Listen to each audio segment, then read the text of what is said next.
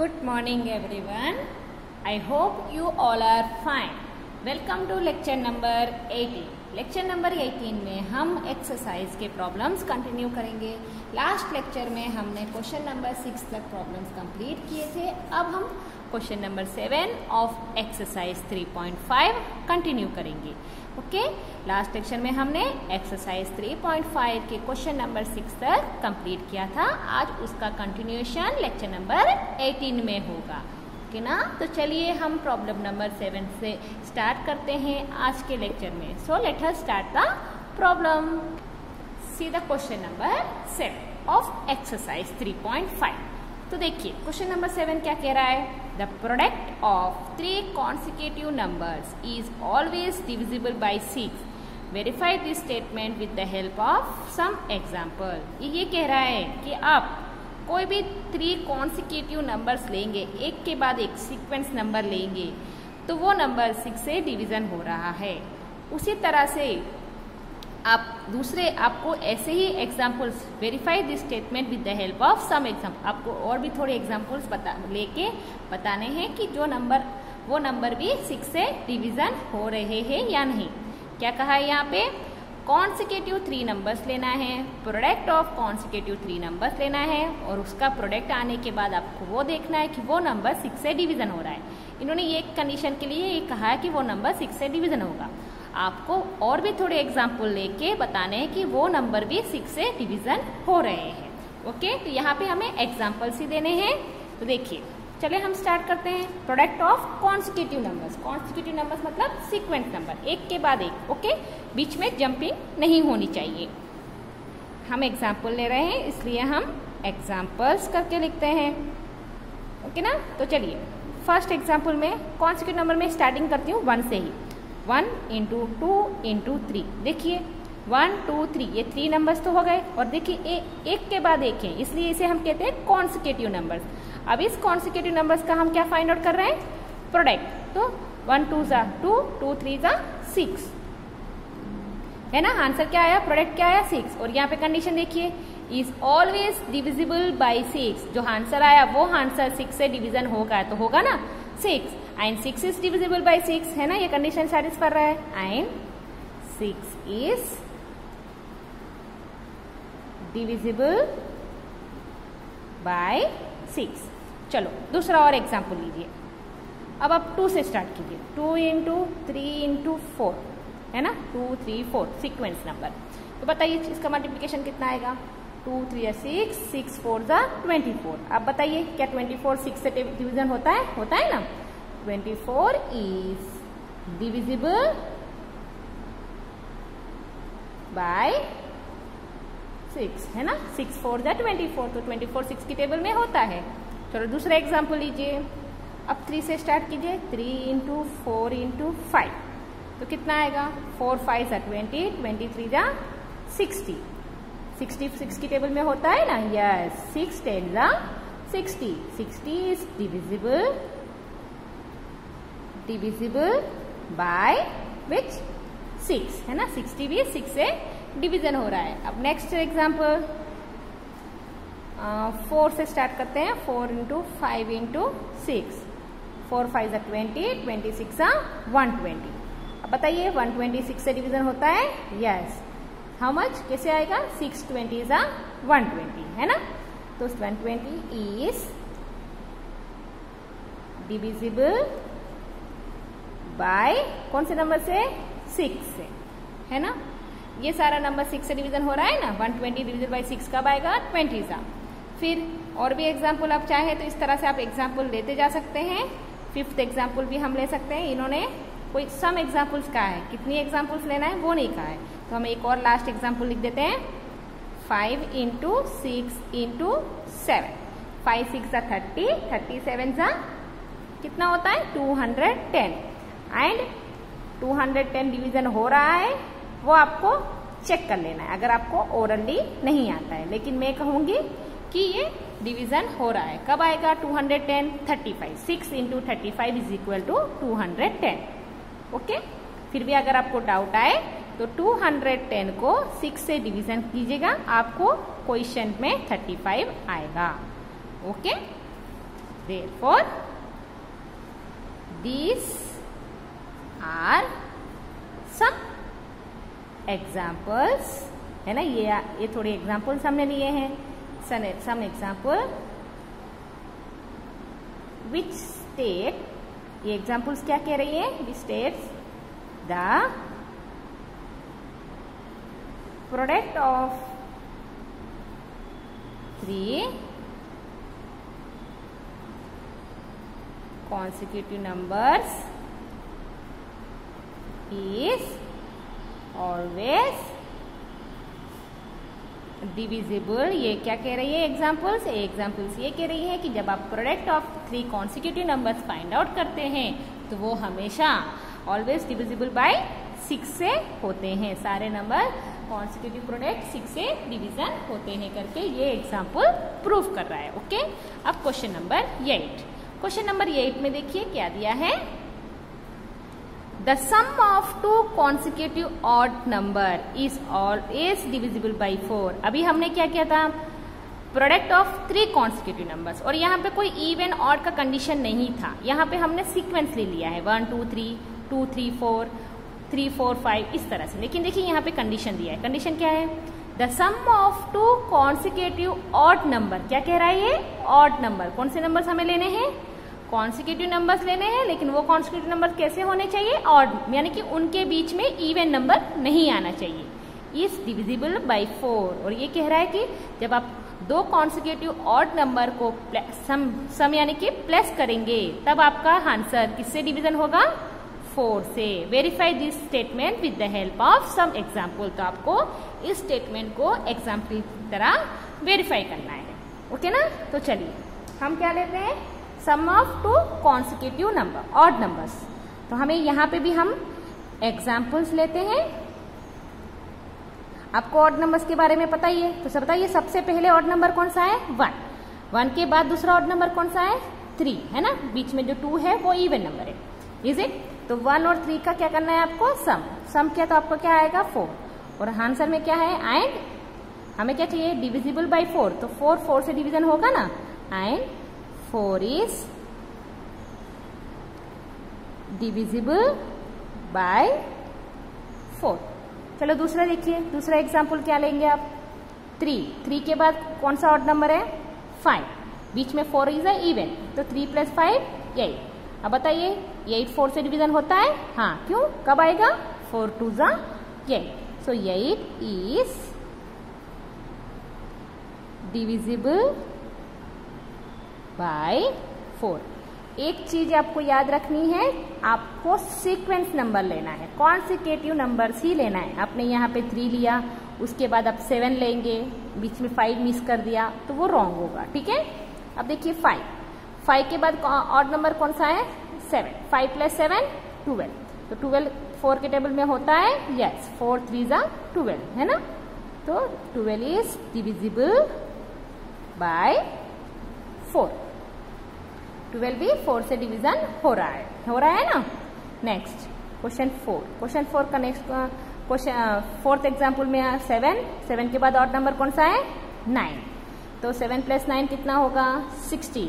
And 16 is divisible bye 4. 5th example लीजिए, 9 + 11. तो क्या आएगा, 20. 9 + 11 इज इक्वल टू 20. अब 24 से डिवीजन होगा, यस. कब आएगा, 4 5 20. 20 इज डिविजिबल बाय 4, है ना. इस तरह से हम और भी एग्जाम्पल्स ले सकते हैं. तो देखिए इस एग्जाम्पल में ये क्या कह रहा है, जब आप 2 कॉन्सिक्यूटिव ऑड नंबर को प्लेस कर रहे हैं, उसका जो भी आंसर आपको आया है वो सारे आंसर 4 से डिवीजन हो रहे हैं. यानी कि जो स्टेटमेंट ऊपर दिया है वो स्टेटमेंट प्रूव हो रहा है ना. तो हम क्या लिख सकते हैं, देयरफॉर these are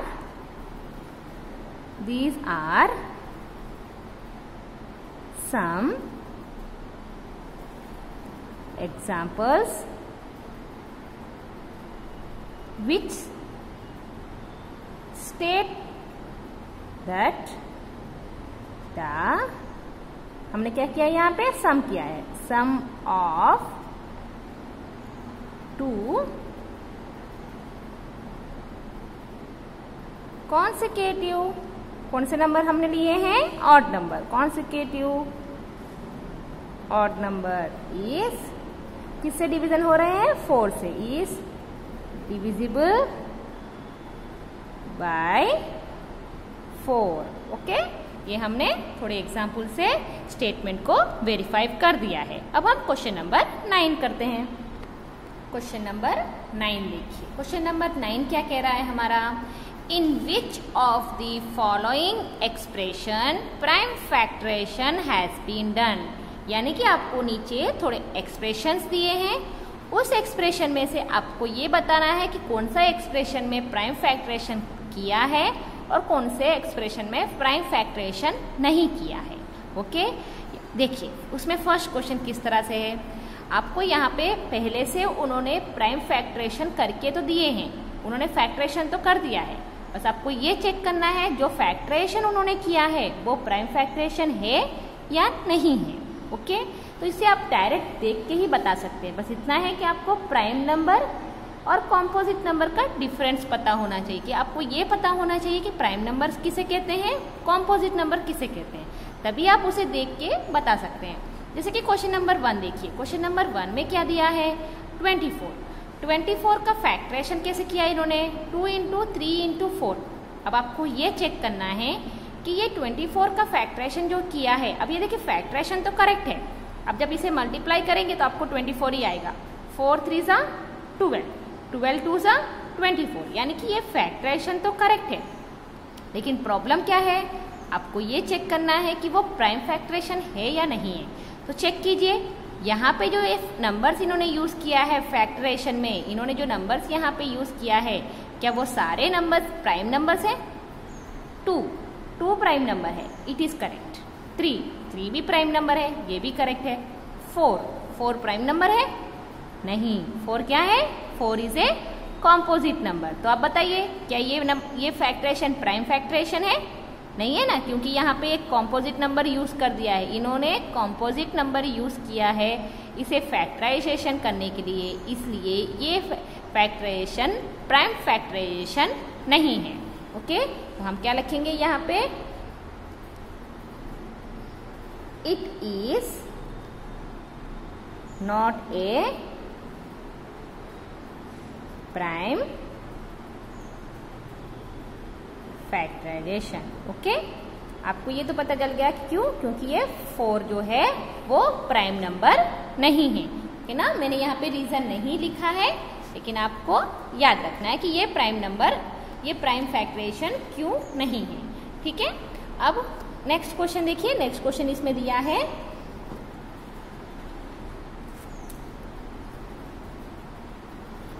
क्वेश्चन 2, इन्होंने क्या दिया है, 56 = 7 × 2 × 2 × 2। ओके, अब आपको ये चेक करना है कि क्या ये प्राइम फैक्टर है या नहीं है। तो चलिए, पहले इन्होंने फैक्टराइजेशन कर दिया, क्या किया, 56 का तो पहले मल्टीप्लाई करके देखिए, 56 आ रहा है, श्योरली ये करेक्ट ही होगा, इसे 56 ही आई, यहाँ पे कोई रॉन्ग नहीं देंगे, बस इतना चेक करना है कि प्राइम नंबर्स यूज़ किए हैं या नहीं। चलिए आप चेक ही कर लीजिए डायरेक्टली, 7 प्राइम नंबर है, यस, 2 भी प्राइम नंबर है, और यहाँ पे सारे 2 यूज़ किए हैं, तो हम क्या कहेंगे, it is a prime factorization. कह सकती हो ना ये प्राइम फैक्टराइजेशन है। क्यों मैंने ये प्राइम फैक्टराइजेशन कहा, क्योंकि यहाँ पे इन्होंने जो फैक्टर्स यूज किए हैं फैक्टराइजेशन करने के लिए वो सारे प्राइम नंबर्स ही हैं, है ना, वो सारे प्राइम नंबर्स हैं ना, इसलिए इसे हम प्राइम फैक्टराइजेशन कहते हैं। ठीक है, अब इसमें क्वेश्चन नंबर 3, क्वेश्चन नंबर 3 क्या दिया है यहाँ पे, 70 = 2 × 5 × 7। अब इसे आपको चेक करना है कि या ये प्राइम फैक्टराइजेशन है या नहीं है। तो देखिए 70 का फैक्टराइजेशन कैसे किया इन्होंने, 2 × 5 × 7। अब चेक कीजिए कि यहाँ पे जो फैक्टर्स यूज किए हैं 70 को फैक्टराइजेशन करने के लिए, क्या वो सारे प्राइम नंबर्स हैं। 2 is a prime number, 5 is a prime number. 7 prime number है? Yes, it is a prime number. तो क्या कहेंगे, यहाँ पे सारे नंबर्स प्राइम नंबर्स ही हैं, इसलिए इट इज ए, क्या है ये, प्राइम फैक्टराइजेशन, है ना, ये प्राइम फैक्टराइजेशन ही है ना। ओके, मैं यहाँ पे नोट को अंडरलाइन कर देती हूँ तो आपको आइडेंटिफाई हो जाएगा। फिर question number D. Question number D क्या दिया है, 54 is equal to 2 into 3 into 9, 2 into 3 into 9। अब चेक कीजिए 54 का फैक्टर्स क्या यूज किया इन्होंने, 2 इंटू 3 इंटू 9। अब चेक कीजिए कि ये फैक्टर्स जो यूज किए हैं 54 को फैक्टराइजेशन करने के लिए, क्या ये सारे फैक्टर्स प्राइम नंबर्स हैं? 2 is a prime number, 3 is a prime number, 9 prime number है? नहीं, 9 प्राइम नंबर नहीं है, it is a composite number. तो क्या आप इसे कहेंगे कि ये प्राइम फैक्टराइजेशन है? No, it is not a prime factorization. क्यों? क्योंकि यहाँ पे जो 9 है वो प्राइम नंबर यूज नहीं किया है, इसलिए हम ये क्या कहेंगे, it is not a prime factorization, है ना, ये प्राइम फैक्टराइजेशन नहीं है। तो आपके क्वेश्चन में इन्होंने क्या कहा था, in which of the following expression prime factorization have be done. तो कौन से एक्सप्रेशन में प्राइम फैक्टराइजेशन किया है, क्वेश्चन बी और क्वेश्चन सी में ही इन्होंने प्राइम फैक्टराइजेशन किया है। बाकी के 2 फैक्टराइजेशन में उन्होंने प्राइम नंबर्स यूज नहीं किए हैं, कॉम्पोजिट नंबर यूज किए हैं, इसलिए हम कहेंगे कि ये प्राइम फैक्टराइजेशन नहीं है। ओके, अब क्वेश्चन नंबर 10। क्वेश्चन नंबर 10 ये कह रहा है, क्या कह रहा है question number 10, determined if 25,110 is divisible by 45। अब आपसे ये पूछ रहा है कि क्या 25,110 45 से डिवीजन हो रहा है, उसे चेक कीजिए। ओके ना, तो चलिए हम इसे चेक करते हैं। हम इसे चेक करते हैं कि 25,110 45 से डिवीजन हो रहा है या नहीं। तो क्या कहेंगे, इसके लिए हमारे पास 2 कंडीशन है। क्या है, मैंने आपको ये बताया था कि अगर हमारा 2 नंबर्स को प्राइम नंबर ही हैं, अगर कोई भी 2 नंबर को प्राइम नंबर होते हैं, तो अगर आप उस नंबर को प्राइम नंबर से डिवीजन करेंगे तो उसका वो नंबर क्या होगा, प्रोडक्ट ऑफ को प्राइम नंबर से भी डिवीजन होगा, है ना। जैसे कि अभी देखिए मैं आपको बताती हूँ, सॉल्यूशन में 25,110 इज डिविजिबल बाई 5। हो रहा है 5 से डिवीजन, क्यों? क्योंकि उसकी यूनिट प्लेस क्या है, 10। सिंस यूनिट प्लेस इज क्या है, 0। यूनिट प्लेस में 0 है, इसलिए मैं डायरेक्टली कह रही हूं कि ये पूरा नंबर 5 से डिवीजन होगा। ओके, दूसरा कंडीशन, 25,110 इज डिविजिबल बाई 9 ले लेती हूँ। अब बताइए 9 से डिवीजन होगा तो सम करके देखिए, 0 + 1 1, 1 + 1 2, 2 + 7 2 + 5 7, 7 + 2 9, है ना। तो क्या है, 9 is divisible by sum of, इसका रीजन मैंने क्या लिया है, sum of digit is divisible by 9। Sum of digit 9 से डिवीजन हो रहा है, इसलिए ये पूरा नंबर भी 9 से डिवीजन होगा। ओके, अब देखिए सिंस मैंने ये दोनों नंबर क्यों लिया है, उसका रीजन सिर्फ हमें ये चेक करना है कि ये 25,110 45 से डिवीजन हो रहा है या नहीं। उसके लिए मैंने डिविजिबल बाई 5 लिया, डिविजिबल बाई 9 लिया। क्यों लिया, अब देखिए, सिंस 5 and 9, 5 और 9 कैसे हैं, वो एक दूसरे के को प्राइम नंबर हैं, आर को प्राइम नंबर। मैंने इसे को प्राइम नंबर क्यों कहा, को प्राइम नंबर का कंडीशन क्या है, जब हम फैक्टर्स ऑफ 5 और फैक्टर्स ऑफ 9 निकालेंगे और उनका कॉमन फैक्टर्स निकालते हैं तो हमें कॉमन फैक्टर क्या आएगा, सिर्फ 1 आएगा, 1। सिंगल नंबर नहीं, 1। ओके, अगर कॉमन फैक्टर अकेला 1 ही है उसे उन दोनों नंबर को हम कहेंगे को प्राइम नंबर। उन नंबर्स को हम क्या कहेंगे? को प्राइम नंबर्स, है ना। अब हमें को प्राइम नंबर्स है तो हमें कंडीशन ये भी पता है, क्या है? देयरफॉर अगर 25,105 से और 25,109 से डिवीजन होता है और 5 और 9 को प्राइम नंबर है तो 25,110 उनके प्रोडक्ट से भी डिवीजन होगा। Therefore 25,110 is also divisible by their product. Their मतलब यहाँ पे कौन है? देर, THIR, देर मतलब 5 and 9, there product that is 5 into 9 which is equal to 45, है ना। देयरफॉर हम क्या कहेंगे? Therefore 25,110 is divisible by 45। तो हमने प्रूव कर दिया कि 25,110 45 से डिवीजन हो रहा है। कैसे? हमने पहले तो देखिए 45 में हमने यहाँ पे 5 और 9 ही कैसे लिया? देखिए 45 आप कौन से दो नंबर को स्प्लिट कर सकते हैं? ऐसे कौन से टेबल में 45 है? 5 9 45, 9 5 45 और 1 5 45 और 45, 1 और 45 और 1, ये तो प्राइम फैक्टरेशन नहीं है क्योंकि 1 प्राइम नंबर नहीं होता है। तो मैंने उस 45 के फैक्टर में से 5 और 9 को चूज किया और इन दोनों को को प्राइम नंबर है करके प्रूव किया। उसके बाद मैंने कंडीशन को यूज किया कि अगर नंबर को प्राइम नंबर से डिवीजन होता है तो फिर गिवन नंबर उसके प्रोडक्ट से भी डिवीजन होगा। ओके, अब क्वेश्चन नंबर 11। क्वेश्चन नंबर 11 देखिए क्या दिया है। 18 is divisible by both 2 and 3। ये खुद कह रहा है कि 18 जो है 2 और 3 से डिवीजन होता है ना। 2 की टेबल में 18 होता है, 3 की टेबल में भी 18 होता है। 2 9 18, 3 6 18, है ना। It is also divisible by 2 into 3। अब ये कह रहा है कि अगर 18 2 और 3 से डिवीजन हो रहा है तो अगर आप 2 into 3 को मल्टीप्लाई करेंगे तो 6 आएगा, तो 6 से भी 18 डिवीजन होगा। 6 3 से 18 डिवीजन हो रहा है ना।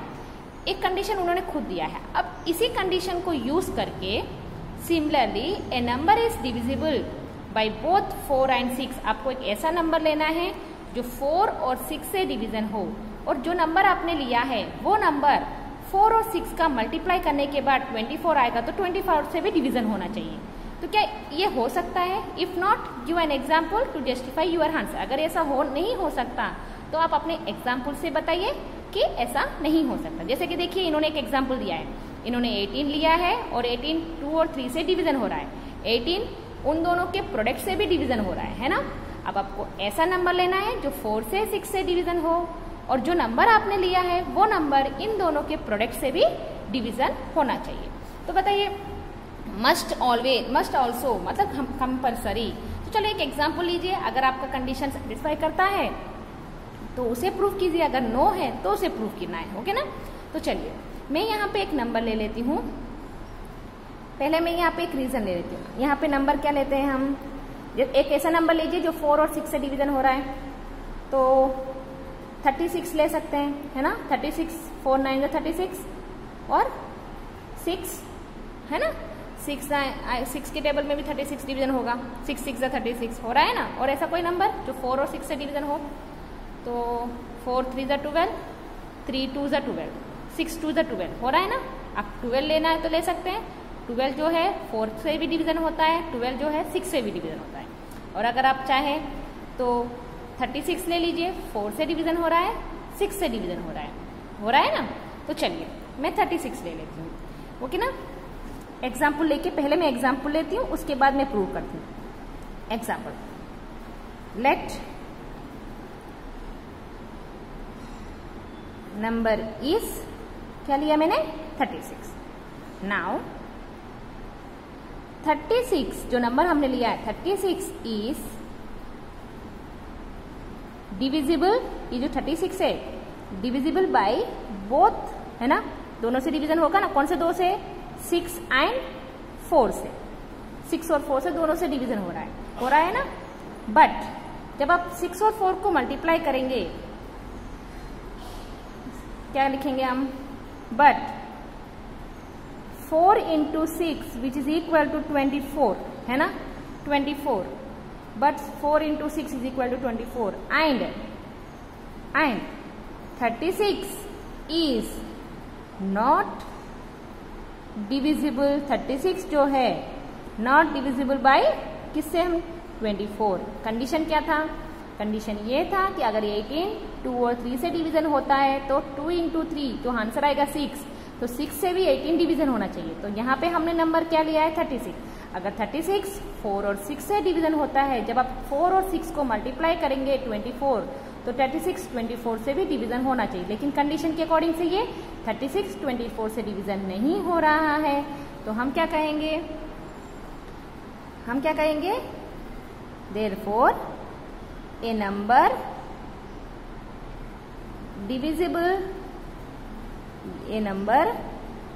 divisible by 4 and 6, अगर ऐसा नंबर जो 4 और 6 से डिवीजन होता है, may not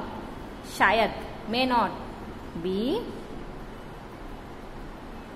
divisible by 4 into 6, तो वो नंबर 4 इंटू 6 से डिवीजन होगा भी, नहीं भी हो सकता।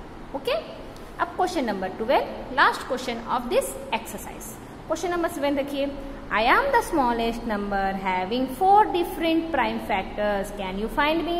अब आपसे ये कह रहा है कि आपको वो नंबर फाइंड आउट करना है जिसके पास 4 डिफरेंट प्राइम फैक्टर्स हैं। तो चलिए 4 डिफरेंट प्राइम नंबर्स ले लीजिए, है ना। हम और क्या कहा है, स्मॉलेस्ट नंबर, ओके, तो हम क्या लेंगे, द स्मॉलेस्ट नंबर, हमारा स्मॉलेस्ट नंबर हैविंग, कंडीशन क्या है, हैविंग 4 डिफरेंट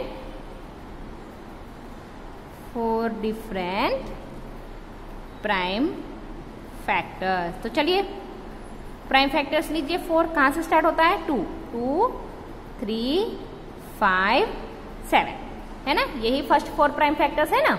अब इसे मल्टीप्लाई कीजिए, कितना आएगा, 7 5 35, 35 6 210। तो हमारा सबसे छोटा नंबर कौन सा है, 210 is the smallest number having 4 different prime factors. Okay, ये है आज की class, lecture number 18। In the next lecture, we will start with a new topic of exercise 3.6. Take care everyone. Stay at home. Okay.